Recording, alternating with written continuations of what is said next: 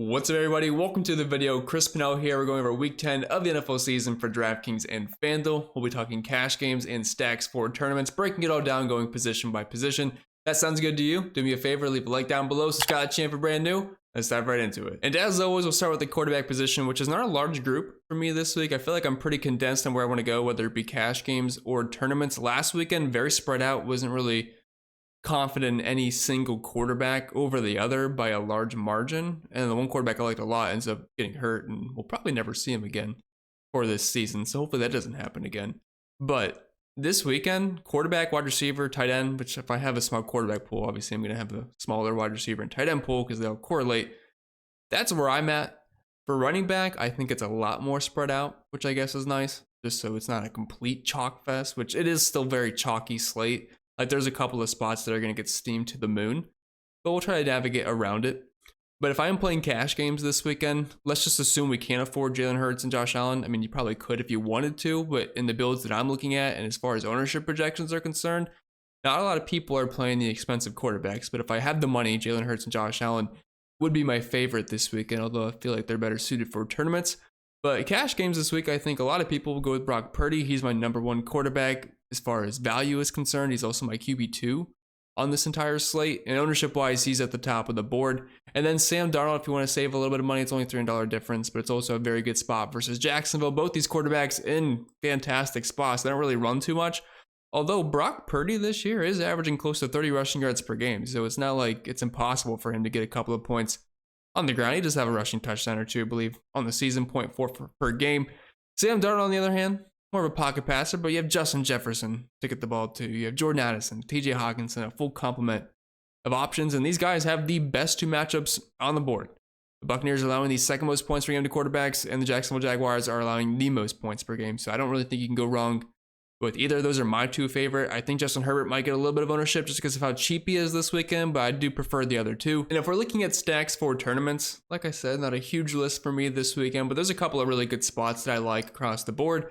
And if you guys do want access into the stack sheet or just the entire NFL model, which projects out the entire slate for every single player, the optimizer ownership projections cheat sheet, going over cash games and tournaments, you can find the link down below in the description or the pinned comment.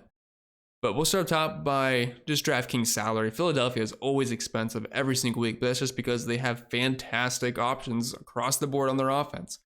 We have Dallas Goedert back, which is one of the better tight ends in football. You have elite wide receiver options in A.J. Brown, Devontae Smith. You have one of the best running backs in Saquon Barkley, and one of the best fantasy quarterbacks in Jalen Hurts. These guys are very expensive. They do project pretty solid this weekend. The ownership's not going to be that high just because of their price points, but it's a pretty good spot versus Dallas's defense on the road. I don't think I'm going to be able to get there too often just because of the price points naturally, but I do like them this week and they project pretty well. And then we have San Francisco, who I'm expecting to be the highest owned team this week. We do have Christian McCaffrey. I'm pretty sure he's going to be returning, which that's not something I really want to mess with this week unless we get more of a clarification on how he's going to be used in this game. Could be 50-50, 60-40, 40-60, 70-30.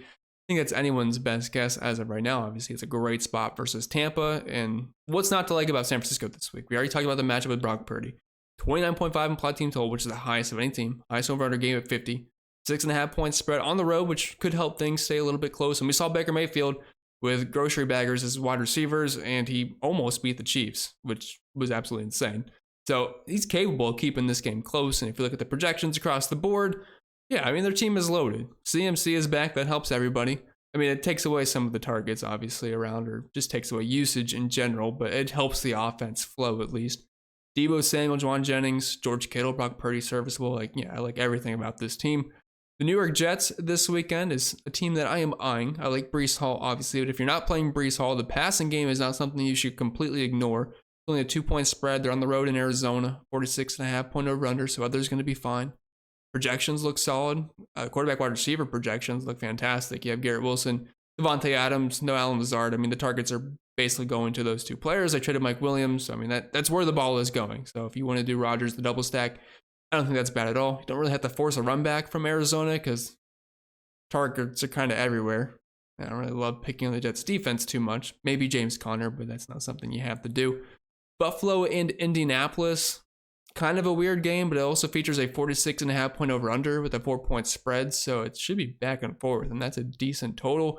25.5 implied team total here for the Buffalo Bills, 21.5 for the Indianapolis Colts. No Keon Coleman here. I know Mark Cuber's been banged up, but I like Khalil Shakir a lot in this game. I think he's one of the better plays, wide receiver on the slate. You can also look at Dalton Kincaid if you are playing Josh Allen. And if you want to stack with him, you don't have to do it. But I do like Shakir quite a bit in that one. James Cook would be an interesting tournament option, but there's so many other good running back plays that just don't really feel like I want to go that route. And then for the Colts, it's mainly just Jonathan Taylor and Josh Downs for me. Minnesota is going to be one of the top teams on the slate here. I would say Sam Darnold's QB2 behind Brock Purdy once you factor in price tags and matchups. And he's got the best wide receiver to get the ball to on the slate, and Justin Jefferson. Jordan Addison's no slouch. TJ Hawkinson's a very solid tight end. Aaron Jones out of the backfield. It's a great spot. Jacksonville sucks. I know the game total at 43 is not too enticing, and I wish the Minnesota Vikings were playing at home. 6.5 point spread, no Trevor Lawrence in this game, but it's still a spot that I will try to take advantage of. Chargers, I know this is a very ugly looking game. It's even worse than the one we just talked about, where it's a 39 point over under, 7.5 point spread here, but they're playing at home in the dome, so at least you don't have to worry about any weather concerns, and their projections don't look as good as others, but they're very cheap. If you want to do double stack with Justin Herbert, we're talking Lab McConkey's in the 5K range. Will Disley, I'm pretty sure, is 3,100. That's not hard to fit in your lineups, and you can easily afford an Alvin Kamara, Saquon Barkley, or Justin Jefferson if you happen to go that route. Tampa Bay, this is if you want to get a little bit different in this game. Everyone's going to try to play Brock Purdy with, say, Deebo Samuel or George Kittle, maybe both. Well, you can still play those guys, but you could just plug in Baker Mayfield at quarterback, get one of his pass catching options. K. Dotton's going to be chalky, but he has 3 potential grocery bagger wide receivers that we can pick from, whether it be Sterling Shepard, Jalen McMillan, or Trey Palmer. I know a couple of them are banged up. We'll see who ends up playing. If they happen to be out, we're talking getting really nasty with guys like Ryan Miller, who caught a touchdown versus the Chiefs, and then we also have Raheem Jarrett. I believe that's his name. Outside of that, I don't know what else they got going on back there, but I'm sure it's not too pretty. All right, moving over to our build. Like I always say, guys, purpose of this is to show you a process I would use when building a single entry lineup. I am by no means trying to tell you guys to play this specific lineup. I'm building it on the fly. I would recommend taking more time when you were building, but just using players that we talked about and trying to make sense of it. So we only talked about a handful of quarterbacks here. I don't really see myself spending up this week, so let's just play Brock Purdy. I know it's chalk, but we'll just try to make it work, which I know we can, but we'll see what happens with it. And as previously mentioned, a running back, a bit of a longer list here, but we'll try to simplify this. So just to get cash games out of the way, I would say there's 2 guys that most people will go to, Alvin Kamara being number 1. They just don't have any players left. Derek Carr's still the quarterback, so he'll check down to Kamara. He's going to get 20 plus touches. He's averaging 24 opportunities per game this year with a 23.5% target share. That's 7 targets per game. No Chris Olave this week. May he rest in peace. He killed some really good lineups that I had last weekend, but I think his brain's still buried on the 40-yard line. Unfortunately, just a big, big hit. But Alvin Kamara, I think he'll be the chalk running back of the week. And in the mid-range, I think a lot of people will go with Aaron Jones. This game is going to be played outdoors, which I would say is a downgrade to the Minnesota offense, but it should help out just the run game if they're going to run more. Either way, 25.5 point implied team total here. Jones is used dynamically in that offense, whether it be through the run game or through the air. He's averaging close to 20 opportunities per game this year with a 14% target share.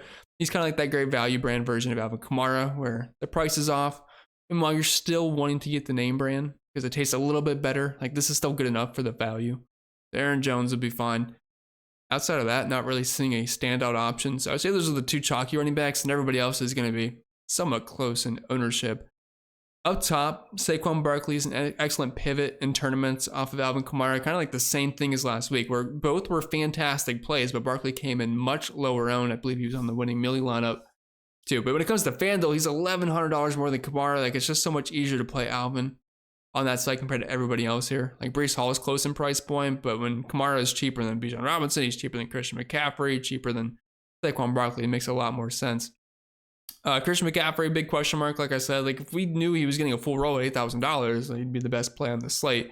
We just don't currently know that right now. I haven't projected decently still, but it's a bit of a guessing game right now, and those projections are going to change by Sunday. Bijan Robinson's just been rock solid. Good spot versus the Saints here. They're a bottom half team versus the run this season, and their offense is just so bad. I can't imagine Atlanta will be trailing in this game. At least you hope not.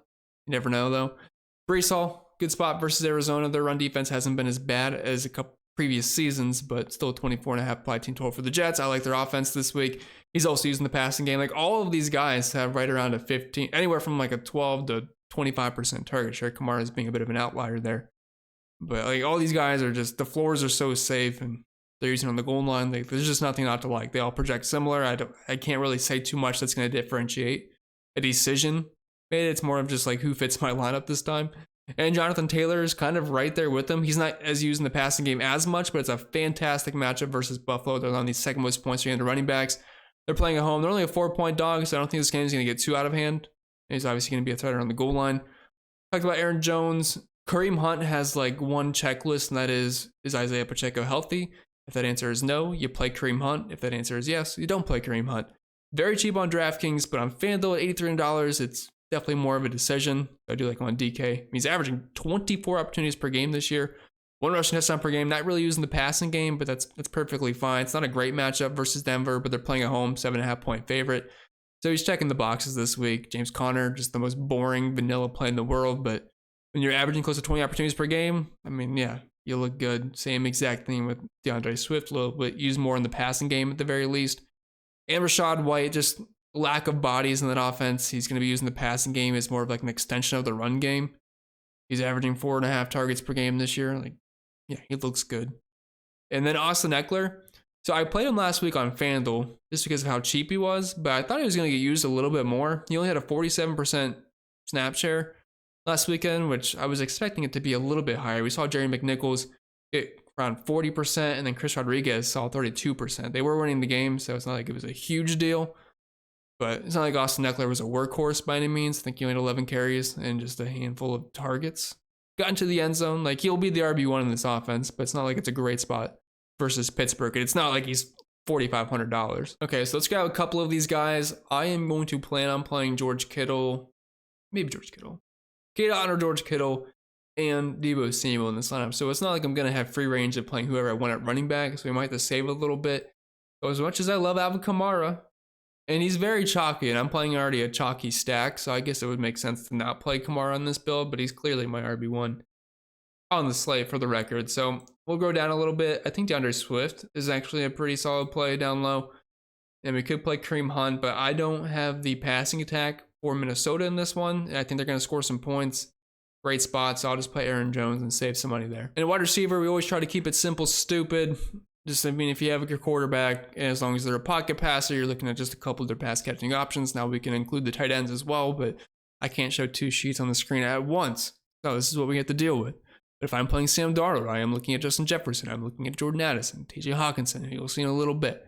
I'm playing Jalen Hurts. He can get there by himself, but I usually try to get at least one stacking option with him. So that'd be A.J. Brown or Devontae Smith. If we're looking at cash games specifically, if you have the money, Justin Jefferson is the wide receiver 1 on this slate. If you don't have the money for Justin Jefferson, Deebo Samuel is a really good starting point below $7,000. I really just like all the 49ers in general. And since I have Brock Purdy in my specific build, I will be playing Deebo Samuel on this one. You don't have to play Deebo. You can look at some of the other options, but he would be the number 1 guy. I do want to mention that if Drake London happens to be out, that's a major bump for guys like Darnell Mooney, Jerry McLeod, but he's currently questionable right now, so we'll have to wait probably until Sunday to know that information. And continuing the cash game discussion here, so we have Deebo Samuel. Josh Downs is probably my favorite wide receiver on the slate for cash games. Buffalo is not a super imposing defense, although versus the wide receiver position, they're allowing the 7th fewest per game this year. But I don't really care. He's going to get peppered with targets. Joe Flacco loves him. He's only $6,200 and no Michael Pittman. No reason not to like Josh Downs this week. Shakir is also a very solid option, but Downs would be my number 1. If you're going a little bit cheaper, McConkey at $5,900 will be viable, but DeAndre Hopkins is probably my favorite at $5,300. I know it's not a good matchup versus Denver, but it wasn't for Zay Flowers the week prior, and Zay Flowers had a huge game. Don't get caught up in these matchups for wide receivers. If they're cheap enough and they're getting the volume and they have a good quarterback, it just really doesn't matter most times. So yeah, $5,300, Hopkins is underpriced. And then there's really not any cheap wide receivers I love this weekend. Although the rookie Mitchell from the Indianapolis Colts with no Michael Pittman should get a bit of a bump, and he's $3,400 and be of literally zero value outside of these Tampa Bay wide receivers, so he'd be an option too. All of the Tampa guys project decent because of how cheap they are and just the lack of bodies in that offense now with no Mike Evans and Chris Godwin. I know a couple of them are banged up, so we'll see if they're all good to go. Everyone happens to be out, but McMillan, Sterling Shepard and Trey Palmer all going to be somewhat viable. Sterling Shepard probably my favorite of the bunch. And then tight ends, not a huge list. There really never is at tight end. I'm spending out George Kittle would be the top option for me. Just everybody projects well versus Tampa Bay. And Tampa Bay, I don't really look at DVP much when it comes to tight end position because it's very noisy, but they're still allowing the second most points per game to the position. Cade Otton, I mean, Baker has no choice but to throw in the ball. He's going to get force fed $5,500. It still projects as one of the better plays point per dollar wise. Kincaid, the Colts have just been bleeding points to tight ends this year. They have not been as bad as Tampa Bay, but they're still allowing the third most points per game to the position. Higher implied team total here. No Keon Coleman, which I know Keon Coleman wasn't a target hog by any means, but just one less body on the field. Taysom Hill, I assume he's just going to have to get involved here, whether it be passing the ball, running the ball, or catching the ball. He's a bit of a Swiss Army knife. It's kind of hard to project him because of that. But Taysom Hill at $4,000, I mean, he's viable. He could probably steal a goal line touchdown. I mean, that's certainly in the cards. Hunter Henry, $3,900. Boring play. I hate playing New England Patriots, but he gets targeted. He's on the field. He's $3,900. He projects well for me. And then Will Dissly is dirt cheap. Probably going to get you close to 5 targets. He's got a 17% target share in the season. He's just a nice stacking option, a really cheap stacking option, which doesn't hurt if you go that route. So I forgot to get the wide receivers in before we move down to tight end, but that's fine. We can just roll down the list here. So we have Brock Purdy. I am probably just going to end up double stacking. But I know he's shown some mobility, but I think it's probably best if we double stack. So we're going to go with Deebo Samuel and George Kittle. A little bit pricey, but I think we can make it work. So we're going to have to start getting some cheaper plays in because we only have $4,400 left for the remaining spots. If you want to complete the game stack here, we could choose one of these cheap Tampa Bay wide receivers. I know McMillan's got the Q tag, Sterling Shepard's got the Q tag, Trey Palmer does not. So he's got that working for him, but I'm just going to throw in Shepard here, but you can use your imagination, whichever one happens to be your favorite. That would leave us with $4,500 left. So we can get a cheap defense. The Chargers would be my number one option, but I just tend not to spend up at tight end, or I guess not a tight end usually, but defense, I should say. Other than that, the Bears and the Patriots might be the best options. Outside of that, should be a kind of an ugly game. I have DeAndre Swift, though, so I don't really want to use the Patriots defense against them, but it's not like it'd be a criminal thing to do. I'll try to fit the Bears in. So that'll leave us with $5,300 left for the remaining 2, which are probably going to end up being wide receivers. I don't think there's going to be any running backs that we can afford. But if we throw in just like one of these mid-range wide receivers like DeAndre Hopkins, because we don't have a cheap yet, it leaves us with $5,200. But as far as I can remember, this is kind of a dead spot because I don't really want to play any of these guys. Like from Dunze, we're 100 off Jordan Addison. Like it's just kind of an ugly range. You could look at Alec Pierce if you wanted. With no Michael Pittman, he could see a bump there, but there's not a whole lot to love. I'll let you guys use your imagination. If you wanted, you could drop the Bears defense to the Patriots, and that would get us closer to $6,000. You could also, I mean, I know Indy's not the, outside of Josh Downs. Josh Downs is an excellent play, but if we're looking at their list now without Michael Pittman, Mitchell, I guess, could get a bit of a bump. We saw Ashton Dulin get some work on the primetime game. Like, I just don't know if we can trust really any of these guys outside of Josh Downs too much. Mitchell has shown that he can be involved in this offense in the past. So at $3,400, if you went that route over, say, DeAndre Hopkins, let's plug him in a wide receiver specifically, that would leave us with $7,100, which we could get another running back in. We'd have, say, James Cook, Tony Pollard, Kareem Hunt. I mean, they're okay. You look at wide receiver, Devontae Adams, Drake London, Mooney. So that's one way to go about it. But I think the overall roster construction here is pretty solid. So you have Brock Purdy, double stack with Deebo Samuel and George Kittle, ran back with Sterling Shepard, and DeAndre Swift in the Bears defense, bit of a correlation there. Aaron Jones, just because he's just a solid play in general. Now, wide receiver 3 flex, it's a bit up in the air, but let you guys use your imagination on what you like. All right, so let's run the optimizer here to see which players are populating. This is Friday. These projections are not final. I'm going to put some randomness on them anyway. I remove the ownership projections. Let's take out the tight end from the flex. Go to position stacks here. This is not something you always have to do depending on what position or which teams you are looking at. But just for a simple example here, we're gonna do this. And you can specify which team, but yeah. Let's try to just keep this as simple as possible. So we're on a quick 20 max, and we got that to run here. So let's look at some of these players that are popping up a lot.